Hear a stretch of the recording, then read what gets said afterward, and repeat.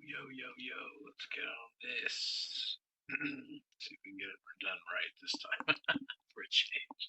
Hey, it's your boy Rocco here, taking a look at interdimensional cable, otherwise known as Chinese social media.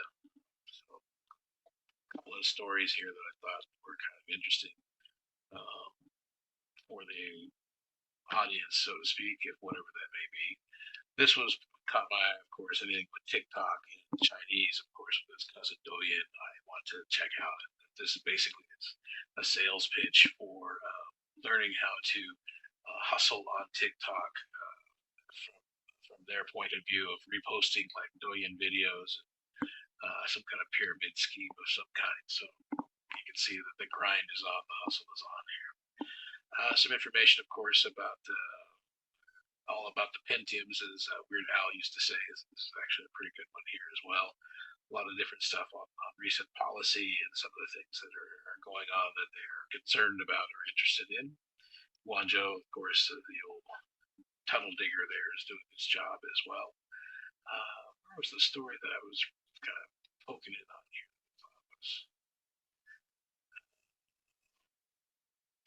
One of the things that advised in one of the stories I read, which is don't buy an invitation letter from your visa if you're going to go to China. So I thought that was vital information, of course. Something else here that stepped up that I thought was that would be interesting to share. Something that we don't really see from our vantage point and so on. I thought this was pretty good. This World of Chinese article and the virtuous, creepy crawlies of ancient Chinese literature. And so this is actually pretty good, not only because of the content and so on, is that it's got some cultural elements that you normally don't see, and some really good reference points. And so I can see how a lot of this could be useful in cross-cultural communication, especially for an educator or a motivational coach or whatever else. If you can't sort of gain traction with the language in this case, one of the easiest things to do is to have some sort of cultural reference point or cultural archive point in this case, and so that you have a way of connecting ideas for the people you're talking to. And so we have all these different explanations of what they mean, cicadas and grasshoppers and so on. So this to me was absolutely fascinating. I highly recommend this to anybody who's interested in Chinese culture, Chinese society, and then it started going right into, the fighting crickets and so forth, which is hilarious if you ever stumble up on one of these sort of excuses to gamble when they're doing cricket fighting. I've probably seen it more in Chinatown and Bangkok than in China itself per se, but oh well. Going into silk and so on, and so there were some other ones here.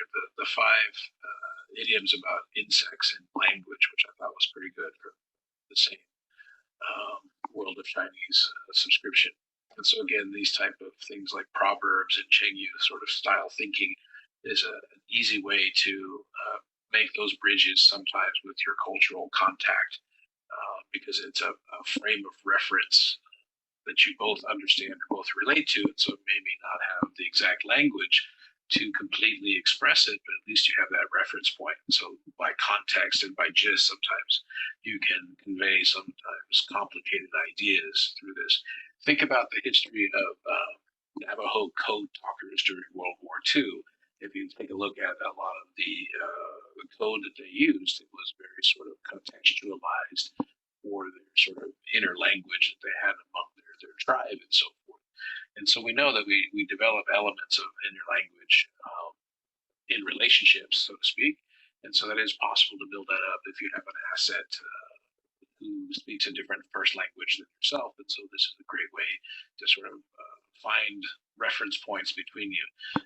Anything from popular culture, you both have an interest in perhaps media or movies or something like that. You can use that as sort of your Johnny mnemonic, your code of reference as far as pointing out situational activities in relationship to what you saw. And so this kind of stuff is always useful for us because idiomatic language is a huge part of the Chinese communication culture. Okay. All right, all you thirsty dogs, I'll let you look at this one. Holy crow. I don't have yellow fever, but I I know some of you guys do, and so it is what it is. And good thing for you, it's all Chinese, so that's not going to help you except to inspire you to learn more Chinese. Now, if I was a nice person, I might go up here and consider, translating it in Chinglish for you at least, so you have an after idea for what is going on here. And so, actually, this is a little novella, so to speak. And so, these are quite addictive to a lot of readers in the country. They like to read these little stories, like on their commutes and so forth. So it's kind of funny in this case. So lots of interesting things here. Of course, I've pointed out the Future Art before. Their website, I think, is pretty good. There seems to be a light fetish with Elon Musk on this site. We also have information from other parts of sort of China dysphoria here, like in Thailand and so on.